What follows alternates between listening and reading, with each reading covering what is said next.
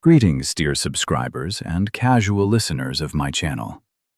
Today, we will step into the hidden corners of magic, where the most complex and mysterious spells are found.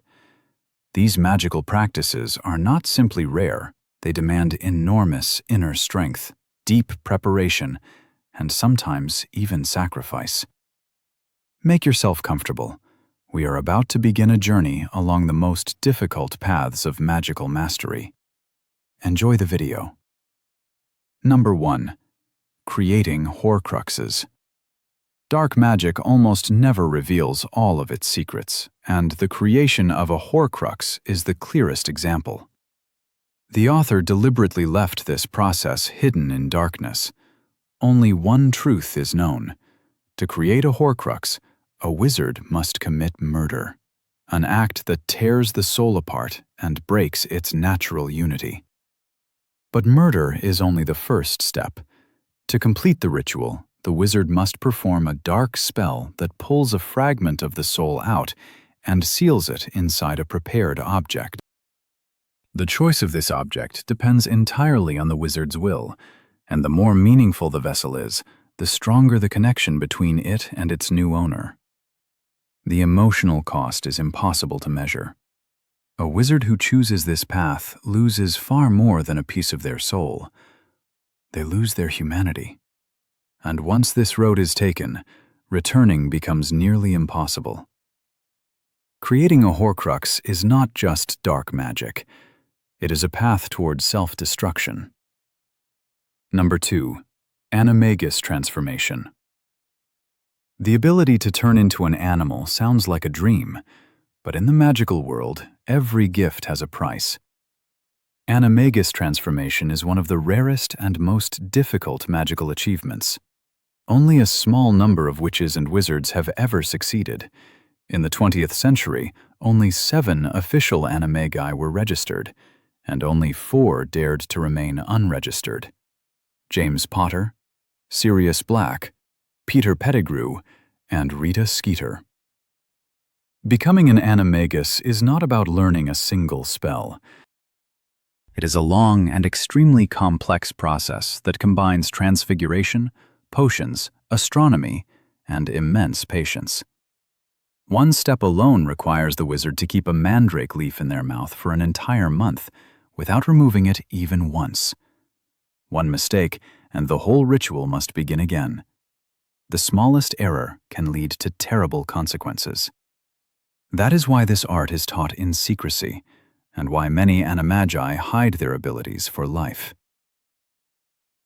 Number 3. The Patronus charm. A light born to fight darkness.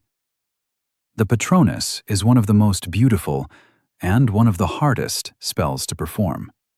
It demands not only magical skill, but emotional strength. Only those who can summon and hold on to their happiest memory, even in the presence of dementors, can create a shining guardian. And this is where the real difficulty lies. Dementors drain joy and hope, freezing the mind with despair. To find a warm spark inside yourself and turn it into light is incredibly hard, especially during moments of fear, pain, or loss. A Patronus is more than protection. It is a reflection of the wizard's soul. That is why every Patronus is unique, and that is why not everyone can cast one. Number 4. Occlumency and Legilimency. Welcome to the battlefield of the mind. Legilimency is the art of entering another person's thoughts, reading memories, sensing emotions, uncovering secrets. Occlumency is the art of defending against it. One attacks, the other resists, but both require absolute mental control. Occlumency is especially difficult. To master it, a wizard must control every emotion. One moment of anger, and the mental barrier collapses. One unguarded memory, and the enemy slips inside. A wizard must not only hide their thoughts from others, they must learn to hide them from themselves. Those who master these skills become nearly impossible to manipulate. That is why they are so valuable in intelligence work, politics, and among dark lords. Number 5.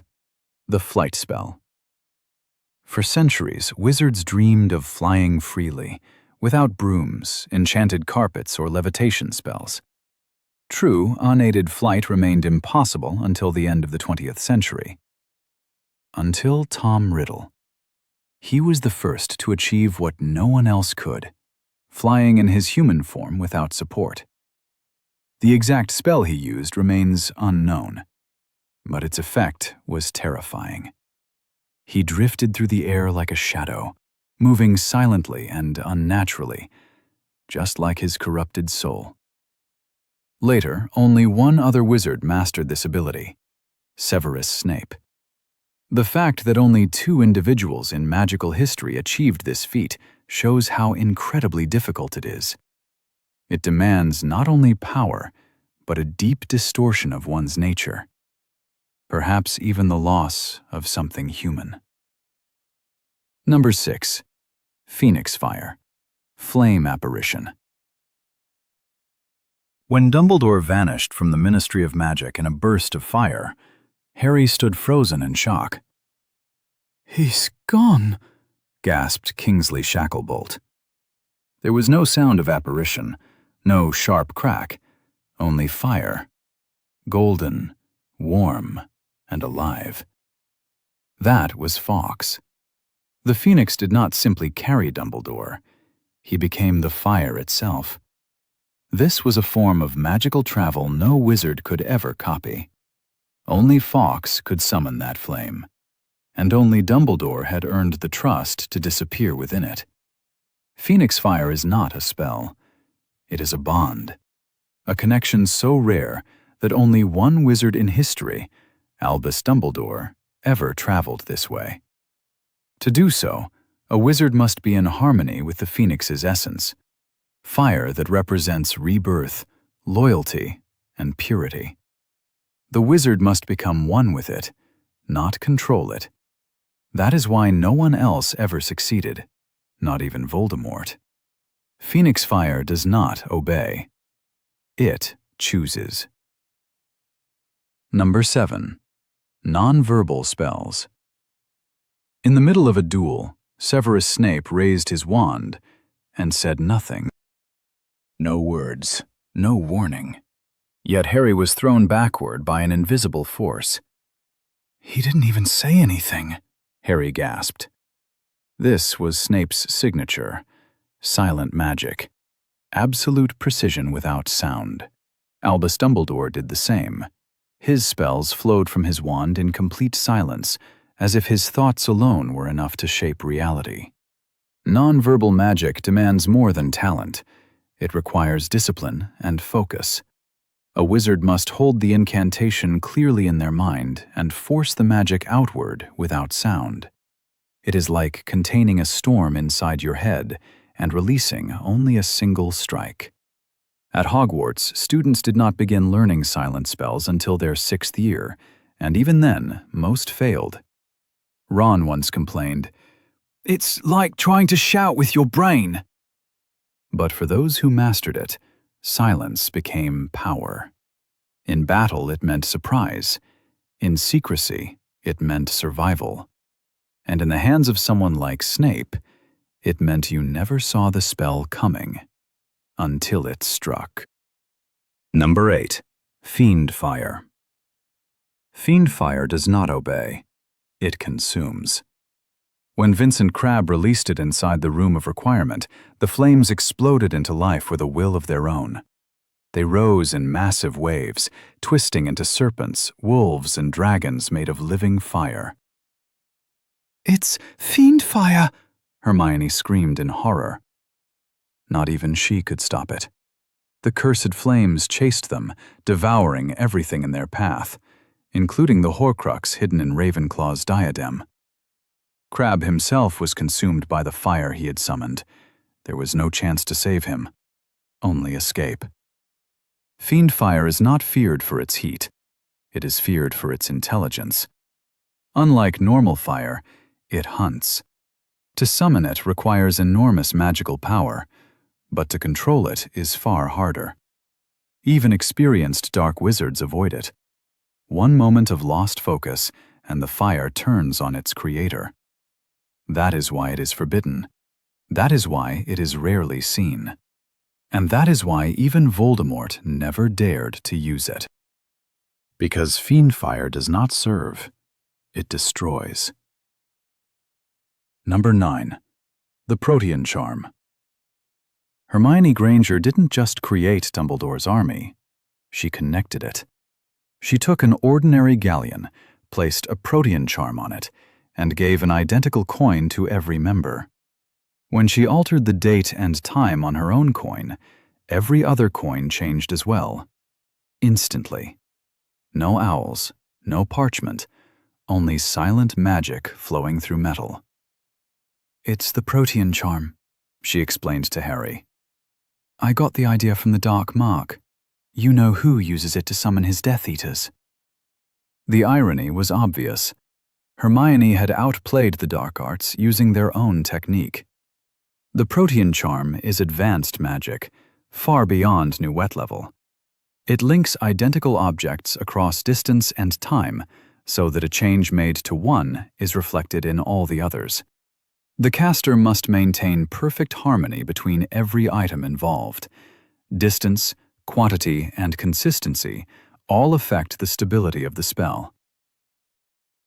One slip in intention and the entire chain collapses.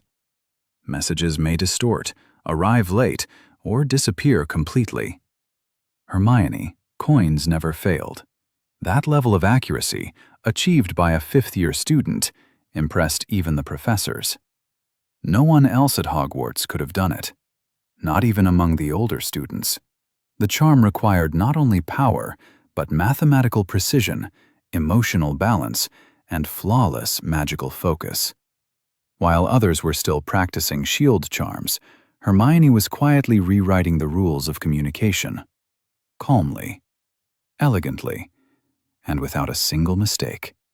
The Protean charm remains one of the most difficult non-verbal enchantments ever cast by a student, and one of the most brilliant. Number 10. Vulnera Sanentur, the healing spell. Blood streamed from Draco Malfoy's chest like a dark crimson river. The bathroom tiles grew slick beneath him.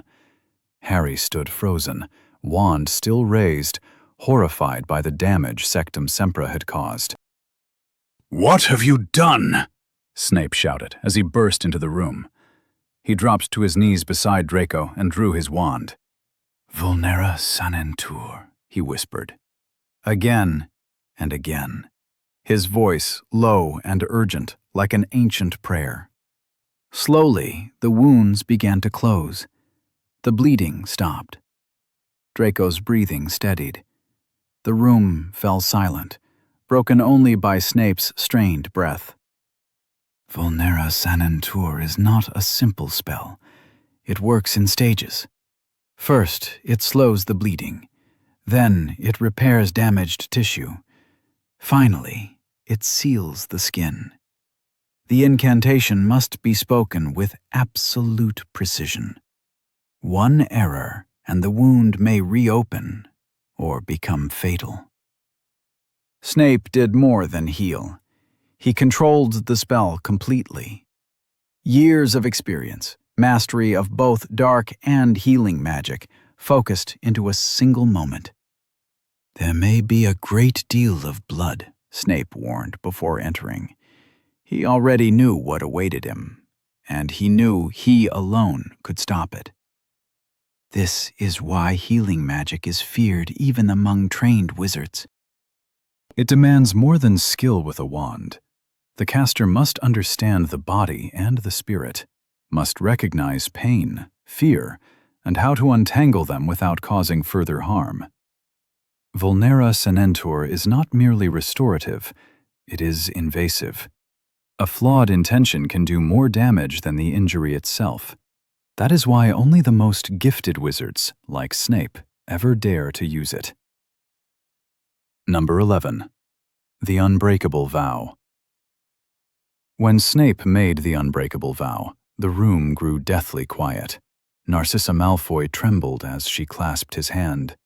Bellatrix stood beside them, wand raised, binding their words with living fire. "Will you protect Draco?" "I will." "And if he fails, will you carry out the deed?" Snape's voice remained cold and unwavering. "I will." Silver flames wrapped around their hands, flared brightly for a moment, then vanished. But the magic did not fade. It lingered, binding Snape to death should he ever break his promise. In the Half-Blood Prince, this marked the moment of no return. The Unbreakable Vow is not symbolic. It cannot be undone. It is magic at its most final. There is no room for hesitation. If the wizard making the vow falters, if his voice shakes, his will weakens, or his resolve cracks, the magic kills. It does not punish with pain. It ends life instantly. That is why even the darkest wizards rarely use it, not because they fear death, but because the vow removes choice. It erases the right to fail. And in magic, that is terrifying. Most wizards will live their entire lives without witnessing an unbreakable vow, let alone making one. It requires a third wizard, a binder, to seal it. That person must be flawless in timing, wording, and intent. A single mistake can lead to unintended death. The magic does not judge good or evil. It binds the soul to its promise, and when the soul breaks it, the body pays the price. Snape's vow was never just about Draco. It was about Dumbledore. It was about a plan far greater than Narcissa or Bellatrix ever understood. "He has made the unbreakable vow, remember?" Dumbledore later said. And so Snape became both protector and executioner. One vow, 3 lives bound together. Not even the Elder Wand could undo magic of that kind. Number 12. Metamorphmagus ability. Nymphadora Tonks stood in the kitchen of the Order, her hair shifting between bright pink and dull brown. She was angry, heartbroken, and it showed. That was the burden of being a Metamorphmagus. Emotions had nowhere to hide. Born with the rare ability to change her appearance at will, Tonks needed no spells or potions. Her magic lived in her blood. But control was never guaranteed. Her hair was a dull mouse color, her face drawn, Harry noticed during their time at Grimmauld Place. It was not just stress. It was magic unraveling under grief. Metamorphmagia cannot be taught. It cannot be learned. You are either born with it, or you are not. But that does not make it easy. Tonks, despite years of practice, struggled whenever her emotions overwhelmed her. Love, loss, exhaustion, each one pulled at her gift. When Remus Lupin left her, for her own good, her transformations failed completely. She could not force a smile, could not brighten her eyes. Her magic reflected her soul. That is the curse of metamorphmagia. The heart is always visible. Ordinary wizards can never access this kind of power. Even skilled animagi like Professor McGonagall trained for years to assume a single animal form. Polyjuice Potion requires hours of brewing and a piece of someone's hair. But Tonks could reshape her face in seconds. A simple trick, yet proof of something deeper. Magic beyond formulas, beyond wands. Magic woven into identity itself. "She is a metamorphmagus," Moody once said. "Inherited it from her mother. Rare thing, but it is a fragile gift. When the mind fractures, the magic follows." No bloodline can protect a metamorphmagus from collapse when the soul is wounded. Tonks was powerful, skilled, loyal. And yet, in the darkest moments of her life, she could not hold her form. Magic may have rules, but gifts like hers follow the heart. and when the heart breaks, the magic breaks with it. Number 13. Obliviate, the memory charm. There is a kind of magic that does not explode in flashes of light or strike across dueling grounds.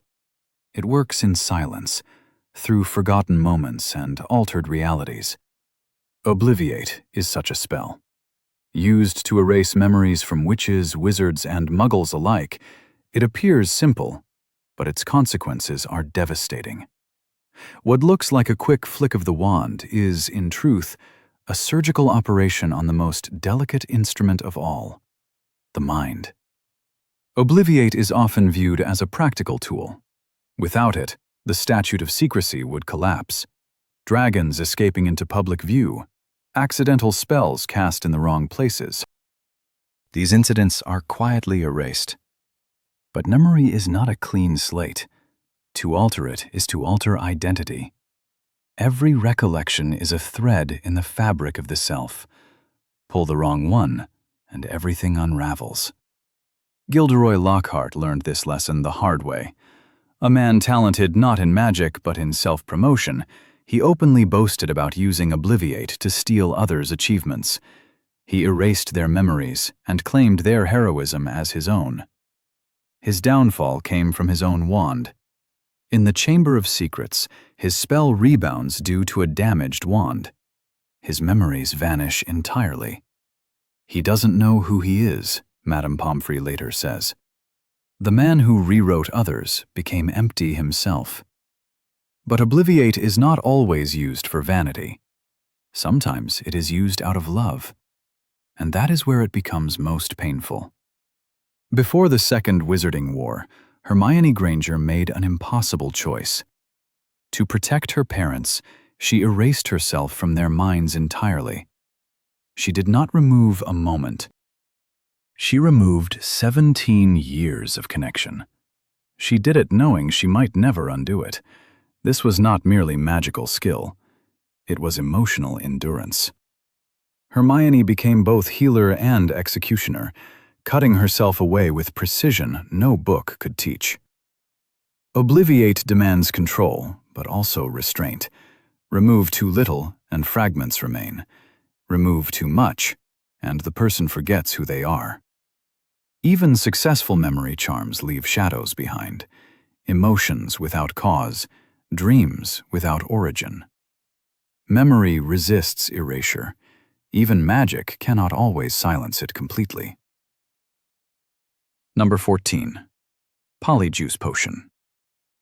Among all the magical skills taught at Hogwarts School of Witchcraft and Wizardry, few inspire as much awe, fear, and misunderstanding as the brewing of Polyjuice Potion.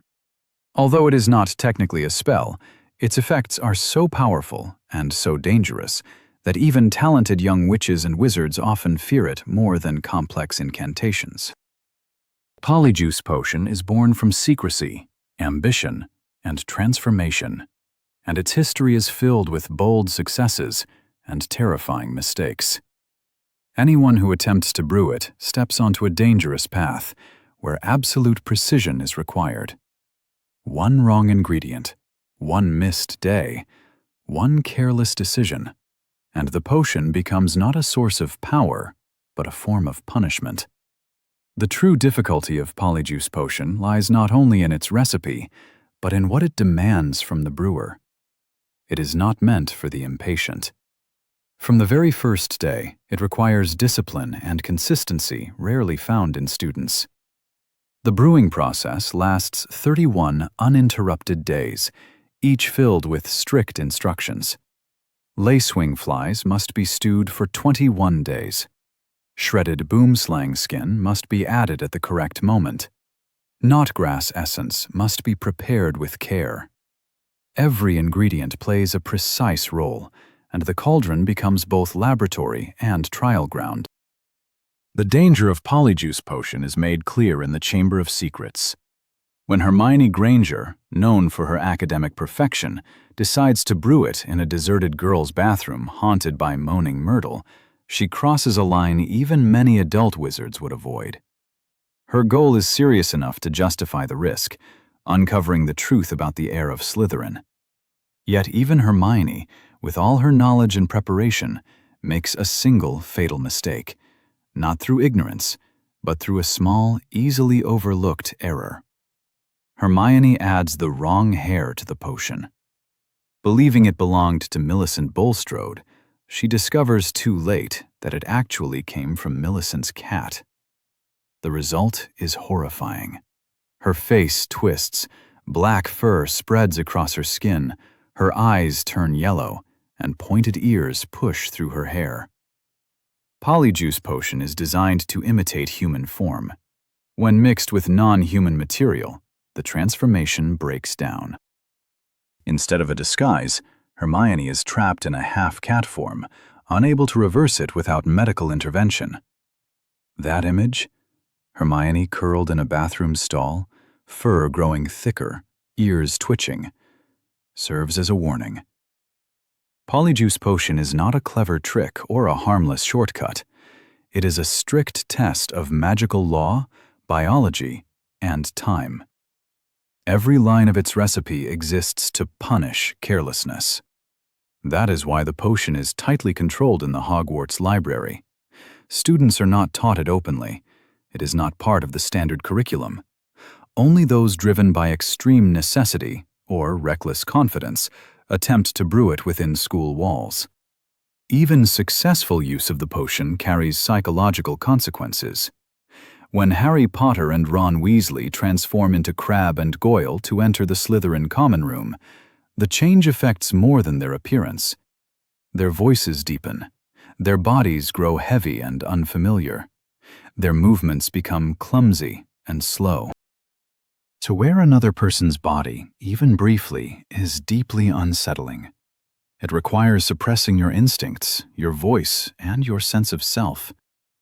The cost of deception is not only physical, it is mental. What makes Polyjuice Potion especially dangerous is that it requires a piece of the person being copied, a hair, skin, or nail. Without it, the potion is useless.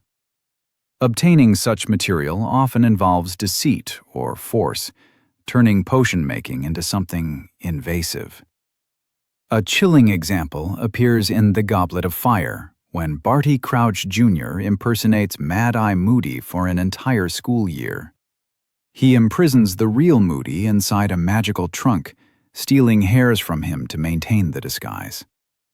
This reveals how Polyjuice Potion, in skilled but immoral hands, can become a tool for long-term manipulation and infiltration. The ethics of Polyjuice Potion are deeply troubling. It allows access to restricted spaces, private conversations, and trusted positions. And its misuse is often impossible to detect.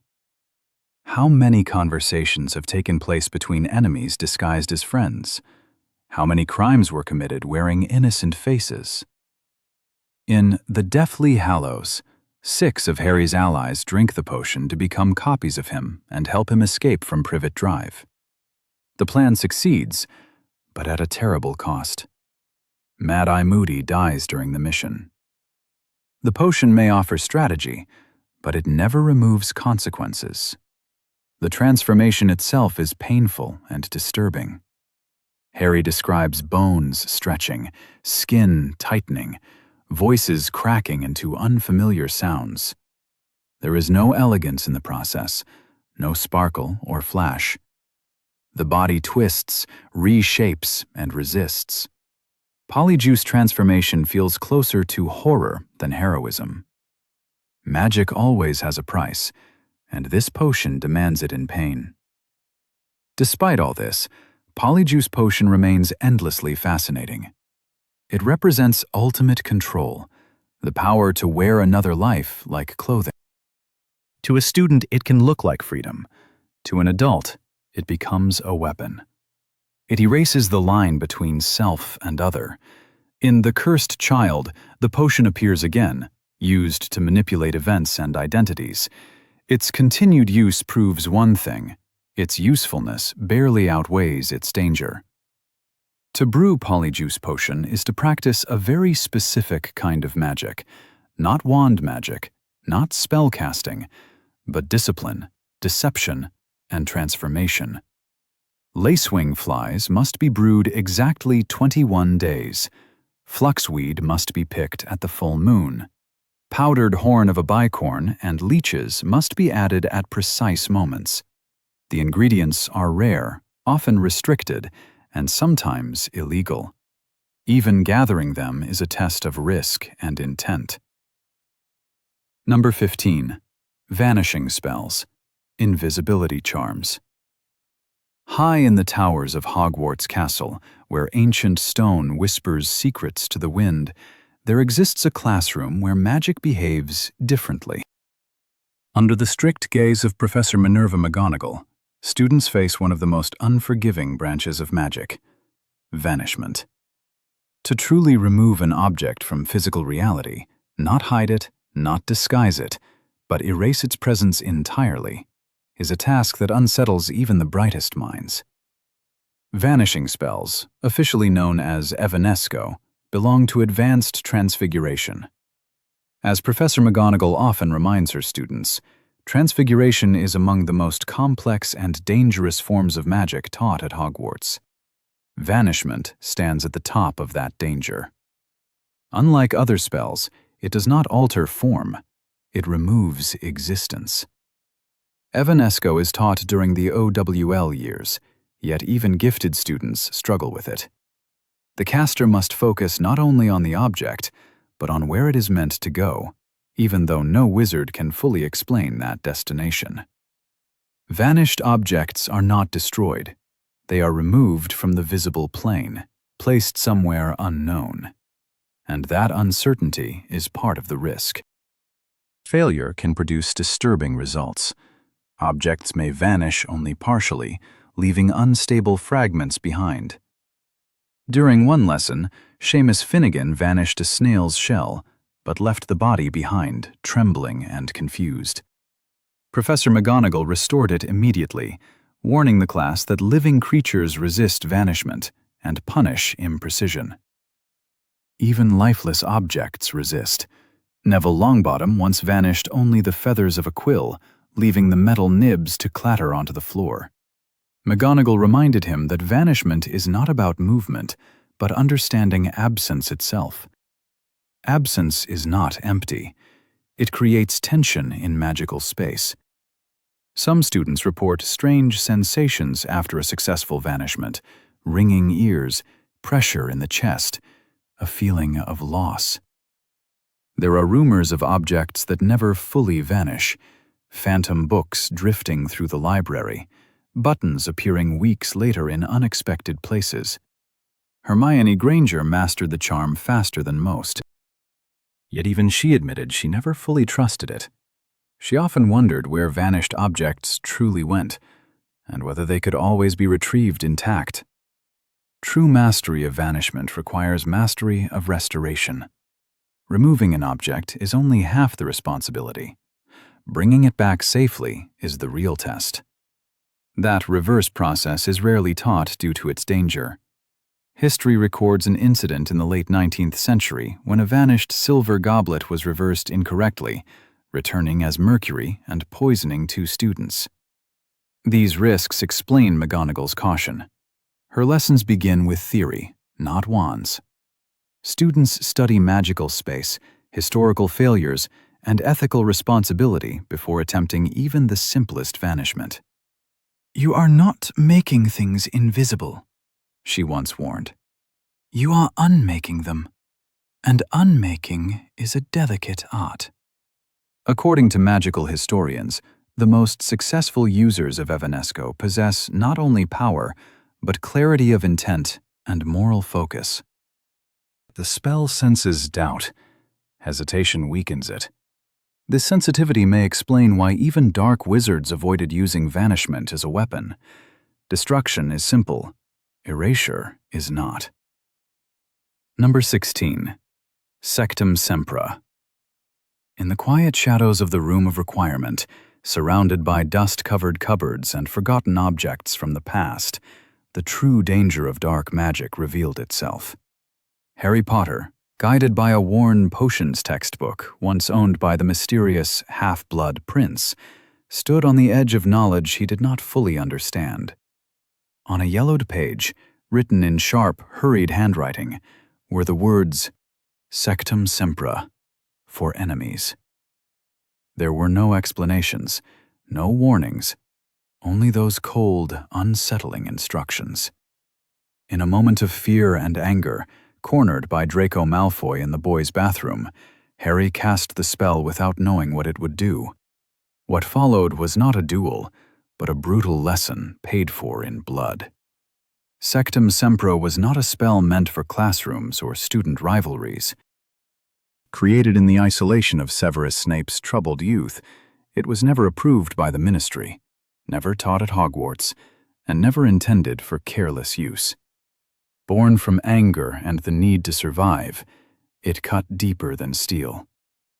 When Harry cast it, invisible wounds tore across Draco's body, blood splashing against the white tiles as if struck by unseen blades. The spell acted instantly. It did not pause. It did not soften. Its violence was complete. Severus Snape arrived moments later, moving with terrifying speed. Without asking questions, he began murmuring counter-curses, sealing wounds and stopping the bleeding. He recognized the spell immediately, because it was his, a creation from his own past, a piece of himself he had tried to bury. Seeing it used by Harry was like watching an old mistake come back to life. What makes Sectumsempra different from most curses is its lack of restraint. Many spells allow adjustment or control. Sectumsempra does not. It does exactly what it was designed to do: cut, tear, and harm. The caster's intent is irrelevant once the spell is released. It is not a conversation between wizard and wand. It is a command, and magic obeys it without mercy. This makes the spell especially dangerous for inexperienced users. Harry had never seen it before. He had no idea of its effects. Yet the moment he cast it, the atmosphere changed. Blood burst from Malfoy's chest and face as though struck by an invisible sword. No physical weapon, no visible contact, only pain, panic, and silence. Snip's reaction revealed everything. He did not need to ask which spell was used. His eyes showed recognition, and perhaps regret. Sectumsempra reflected his younger self, angry, isolated, desperate to protect himself in a world that mocked his blood and his appearance. Even so, Snape had never used it lightly. That alone shows how dangerous it truly was. For Harry, the incident destroyed the idea that magic was always heroic or harmless. He had acted without understanding, and someone nearly died. His regret came not from punishment, but from realization. In that bathroom, Harry crossed a line. He learned that good intentions do not make dark magic safe. The spell's danger lies in how easily it can be misused. Harry trusted the half-blood prince's notes because they made him successful. They made him feel skilled and confident. But the same book that gave him praise also gave him guilt. Sectumsempra was the price of borrowed brilliance. Hermione had warned him. She sensed that the notes were more than clever shortcuts. They were fragments of a damaged mind. She was right. The book carried Snape's anger, his pain, and his unfinished battles. Harry had used power he had not earned, without understanding its weight. That burden belonged to Snape alone. He created the spell not to kill, but to punish. Yet magic does not remain obedient forever. Sectumsempra turned fear into violence, and Snape, as an adult, carried the shame of knowing what he had unleashed into the world. That is why he took the book, not to punish Harry, but to stop the spell from hurting anyone else again. Unlike the unforgivable curses, Sectumsempra hides in obscurity. It is not officially banned because few know it exists. That makes it even more dangerous. It is not catalogued, not taught, not regulate it. It lives in the shadows of magical knowledge. The spell also cannot be weakened. There is no mild version. It strikes fully or not at all. In a duel, that makes it reckless. In the hands of a student, it is catastrophic. Draco Malfoy would have died if Snape had arrived seconds later. Harry stood frozen, surrounded by blood, unable to undo what he had done. The spell made no sound. It simply cut, efficiently and invisibly. That memory stayed with Harry long after the floor was cleaned. He never used Sectumsempra again, not even in war. That choice mattered more than any punishment. He learned that knowing a spell does not mean you should use it. Snape never taught Sectumsempra. It died with him. A reminder of the boy he once was, and the cost of power born from pain. Magic answers the call, no matter who makes it. That is what makes Sectumsempra truly terrifying. It does not need to be labeled evil. Its actions speak for it.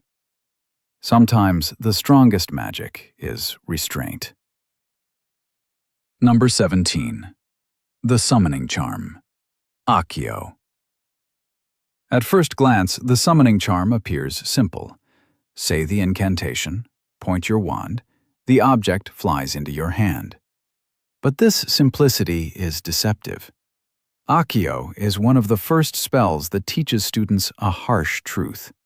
Magic obeys the mind before it obeys the wand. To truly master Accio, a witch or wizard must do more than speak clearly. They must focus completely. The object must be visualized with precision. Its shape, weight, location, and identity must exist vividly in the caster's thoughts. Without that clarity, the spell fails. Harry Potter learned this lesson during the Tri-Wizard tournament. Facing a Hungarian horntail in the first task, he needed his firebolt broom fast. It was not nearby.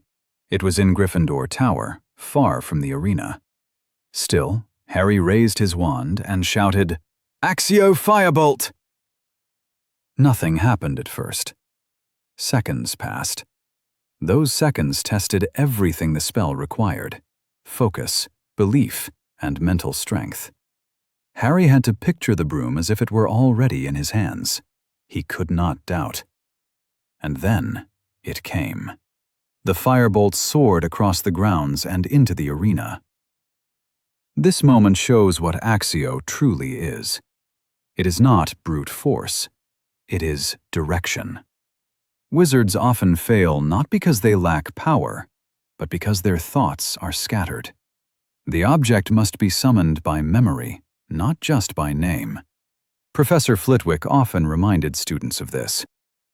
Saying, "Accio book," is not enough. Which book? Where is it? What does it look like? The clearer the image, the stronger the spell. This makes Accio a deeply personal charm. Objects with emotional meaning respond more easily. Harry summoned his firebolt because he knew it intimately. It was not just a broom. It was part of his identity.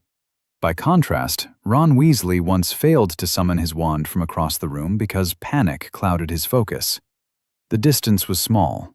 His mind was not. Magical barriers also affect the spell.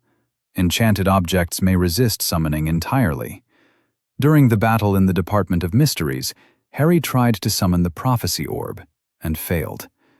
The spell worked. The protections were stronger. Distance increases difficulty. Summoning an object across great space drains energy and focus.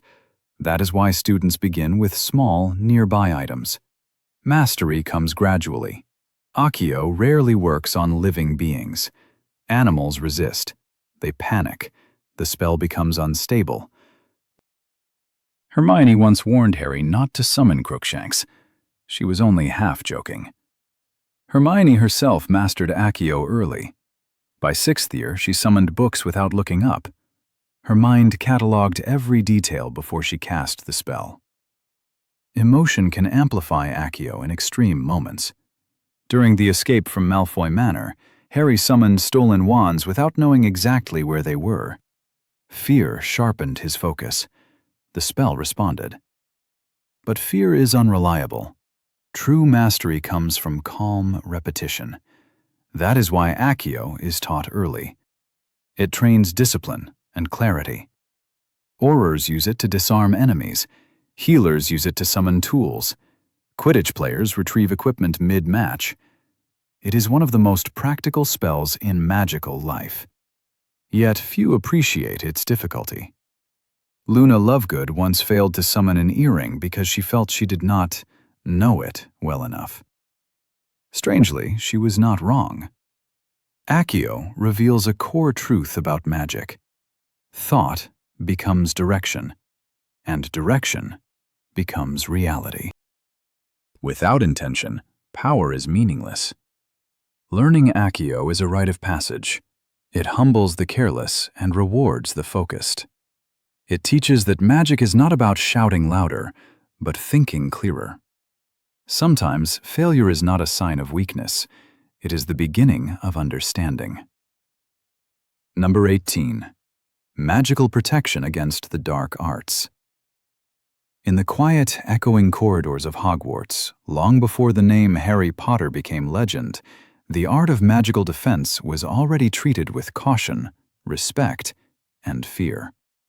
Protective magic was never about spectacle.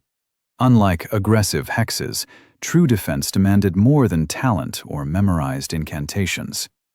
It forced witches and wizards to confront fear, pain, and corruption within themselves. That is why the greatest defenders were often the most reflective ones, those who had looked into their own darkness and chosen not to surrender to it. Among the darkest spells ever created were the unforgivable curses, and few were as subtle and dangerous as the Imperious Curse. When Barty Crouch Jr., disguised as Mad-Eye Moody, demonstrated it in the Defense Against the Dark Arts classroom, even gifted students struggled to resist. The curse did not attack the body. It whispered to the mind, wrapping the will in false comfort until resistance faded. Defending against Imperious was not about shields or counterspells.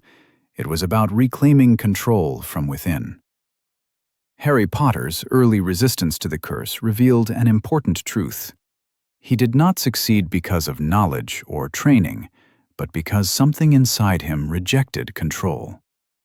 He felt joy forced upon him and instinctively fought it.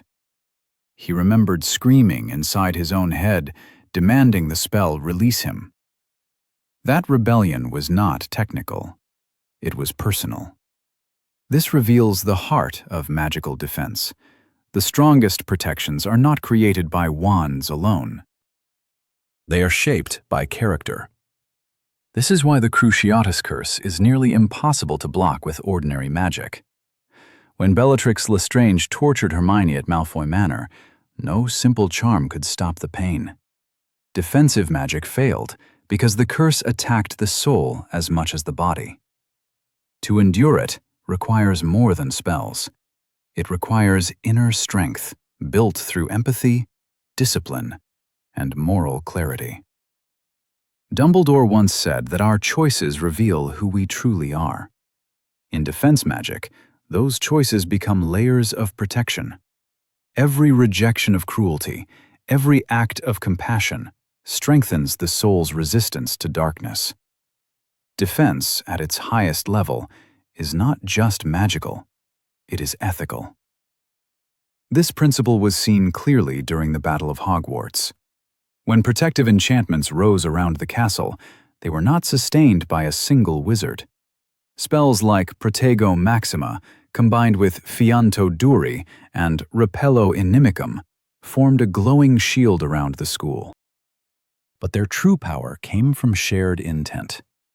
Students, teachers, and allies all focused on one goal: protection. Courage itself seems to harden into magical form. Such large-scale defenses are rare because they are dangerous. If even one caster loses focus, the spell can weaken or collapse. Magical theory teaches that defensive spells must align in both intent and rhythm. A mismatch causes magical backlash, sometimes turning protection into vulnerability. The Order of the Phoenix understood this well. At Grimold Place, the Fidelius charm was reinforced with layers of masking and repelling spells. When one of those layers failed to renew properly, the entire protection briefly destabilized. Defense against Dementors offers another powerful example. Only the Patronus charm can repel them, but the Patronus is not simply a silvery creature. It is joy turned into a weapon. When Harry summoned his stag beside the Black Lake, it was not technique that made it corporeal. It was belief. Belief in love, memory, and hope. The spell succeeded because it was fueled by emotional truth, yet even the Patronus is not pure by nature.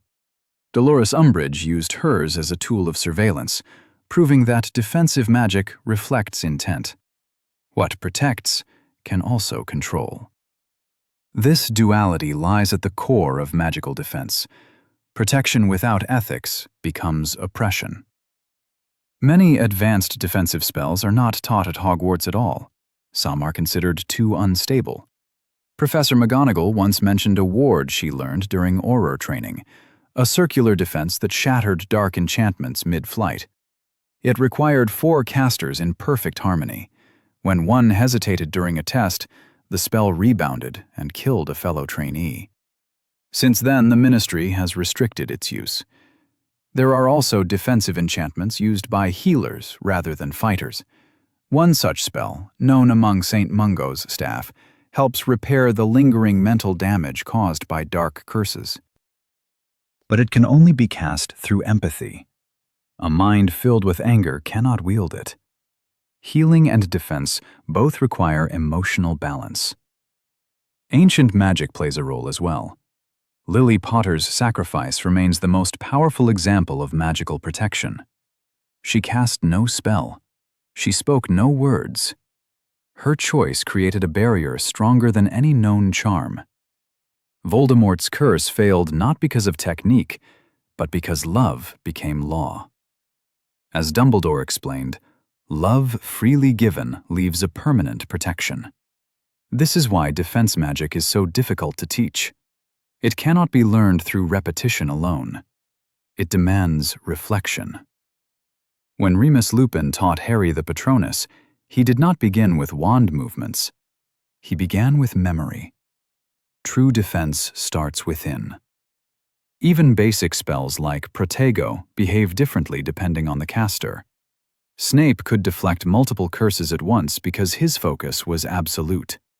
His inner conflict sharpened his control. Nervous students, by contrast, often failed because fear disrupted the spell. Protection weakens when belief does. During the battle in the Department of Mysteries, the limits of classroom learning became clear.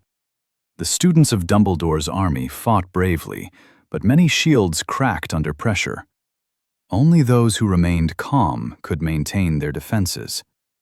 Temperament mattered as much as skill. There are also rumors of experimental defensive techniques based on shared bonds, spells that allow allies to absorb attacks for one another. These methods require trust. When used by those with strong bonds, they can save lives. When attempted without unity, they can collapse catastrophically. Dark magic thrives on chaos. Defensive magic demands order, not control, but clarity. Aurors often say that the spell is the final step. First comes awareness, then moral certainty, then will. The greatest defenders are not always the strongest, but the most grounded. Deep within the Ministry archives lies a rarely used ritual barrier designed to counter extreme dark enchantments. It requires participants to reveal their deepest secrets to one another. Only vulnerability activates the protection. Few dare attempt it. Yet it once saved an entire village during the First Wizarding War. The path to mastering magical defense is long and difficult. it is filled with failure. But those who persist learn a vital truth. Defense is not about domination. It is about standing firm, holding the line, protecting others not with hatred, but with resolve. In a world shaped by shadows, the strongest magic is often quiet, a steady light, held by those who choose hope over fear.